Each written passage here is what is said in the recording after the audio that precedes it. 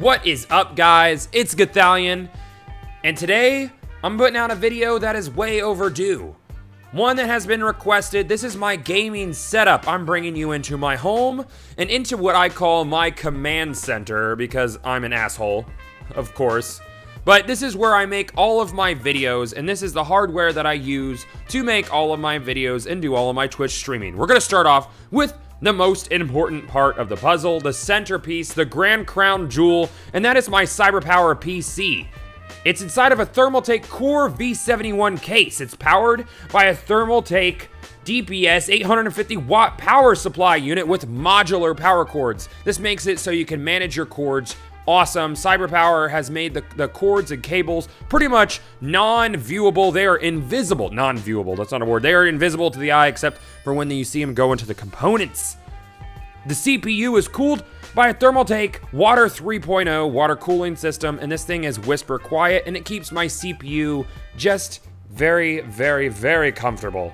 Talking about my CPU, it is a Intel 4770K. Running at 4.4 gigahertz. This overclock was done by yours truly. Cyberpower does do custom overclocks in factory, but I do like to tweak and touch things myself, so I did overclock this myself. It is stable, it is cool, and it is fast as fuck. Next, we're looking at 32 gigabytes of ADATA 1866 RAM. 32 gigabytes. Nothing calls for this, but I want it, and I got it, and let me tell you, not all of it gets used. But someday, maybe it will, and that's when I'll be glad that I got 32 gigabytes. Because why the shit not? If you want power, go big or go home. Next, let's talk about my GPUs. I got two GTX 780s in SLI. Both of the GPU cores are overclocked by about 100 megahertz, the same for the RAM. What this does is it gives me more frames. So if you need some frames, I got some to spare, and I'll send you guys a few. I've also got a 128 gigabyte SSD for the Windows 8.1 operating system. Yes, I know what you guys are saying. Windows 8 is awful.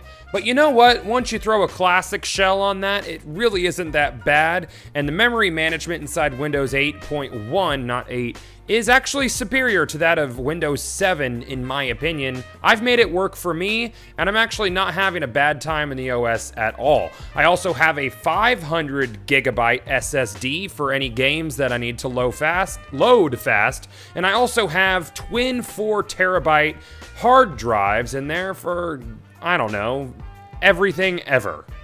Next, we're going to take a look at the keyboard and mouse that I use. I am still rocking the Gia gaming mouse from GX Gaming and the GX Gaming Manticore keyboard. Both are fully customizable and have these sweet LEDs on them, and they're really just awesome. I did a full video workup on them, and I'll actually link them inside the description below, so if anybody's curious about what gaming hardware I'm using as far as keyboard and mouse, then you could go check that out. But as far as gamepads, I do use a standard gamepad, a Microsoft Xbox 360 wired controller. I am kind of a living room PC gamer. I do work completely from a leather chair in my living room, and I'll get more into what I'm using on displays later. Next up, I have a Boss RC505 loop station. This thing is awesome. If you've ever seen my Beatbox Diaries or Beatbox Blocks, this is what I use. It has 5 programmable loops, each with an infinite amount of overdubs on them. Any music heads out there will appreciate this piece of equipment. Basically, what it lets me do is loop and layer my own beatboxing with vocals, and it's just straight out a lot of fun.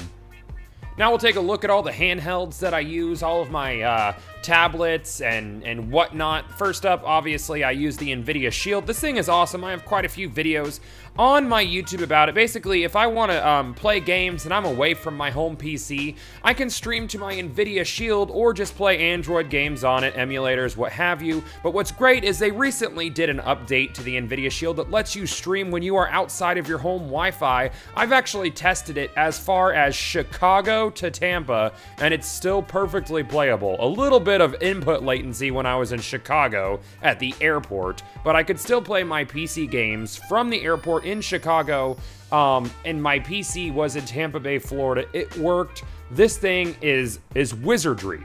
The next thing is I use a Tegra Note tablet. I do play test quite a few tablets with NVIDIA hardware in them, and this one has by far been my favorite. It's a stylus-based tablet, and it's pretty awesome. This is where I do all my notes and read all my emails and all things like that.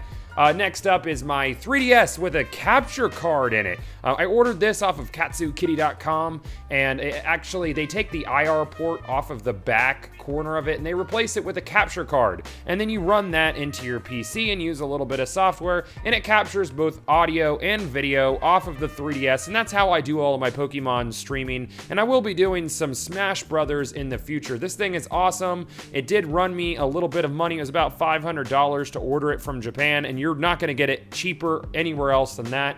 But if you are looking to stream some 3DS content, this is the way to go. Next up, we have my consoles. On the right, I have a PlayStation 4 console. I do not have a PlayStation 3. I do not have an Xbox 360 anymore. I decided to get rid of them.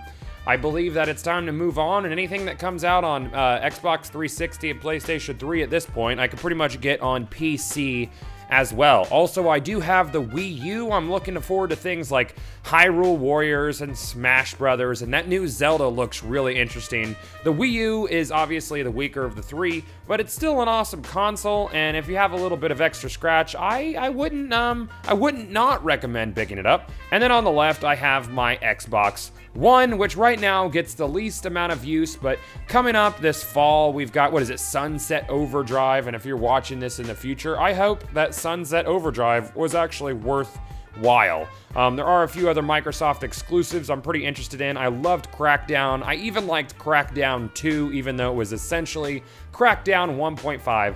But this is my console setup. I actually have them all running over to an HDMI splitter. The HDMI splitter will then run one cord to one of my TVs, and then the other cord down to my computer. Yes, that's right.